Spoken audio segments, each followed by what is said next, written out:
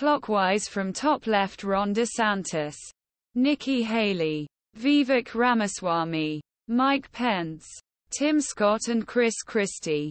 Republicans will hold their second presidential debate in 2024 on Wednesday evening. But as in the first meeting, the absence of a candidate will be noticeable.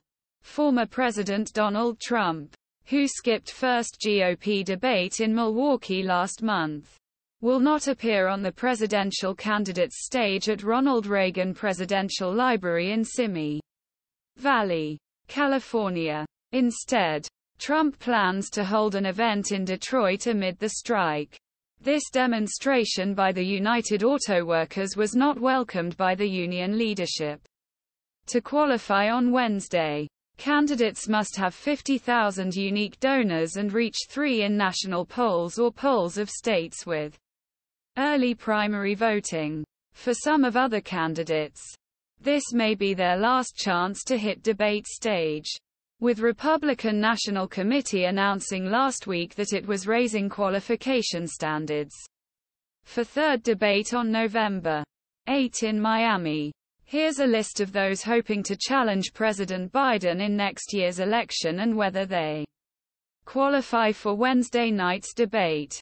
Qualified, the Florida governor was seen as the best alternative to Trump, but his polling average has fallen from about 30% in early spring to less than half of what it is now. A report on Monday quoted several DeSantis donors and staffers as blaming early errors in the campaign launch for his current position, while other DeSantis supporters criticized him for not picking a lane, leaning too heavily on the culture wars and prioritizing a predetermined campaign strategy.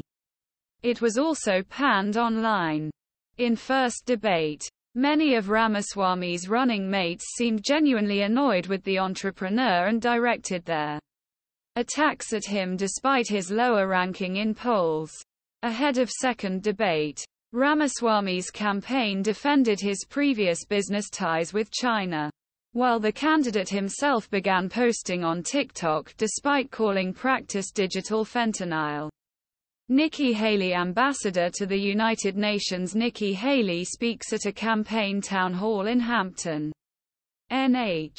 Last Thursday, Haley received praise from many pundits after the first debate and found herself polling favorably over Biden in hypothetical general election polls. The former South Carolina governor and ambassador United Nations under Trump failed to gain significant traction in national polls but closed the gap second place in most primary states, but still remained well behind frontrunner. The former vice president has stepped up his attacks on his former boss, but polls remain mired in single digits. While many in the race have tried to soften their stance on abortion or dance around the issue, Pence has doubled down on a national ban despite his lack of support for such a policy. Chris Christie at a campaign event in Concord, NH. In July, the former New Jersey governor ran into a competitive poll for second place in New Hampshire, but his strident anti-Trump stances have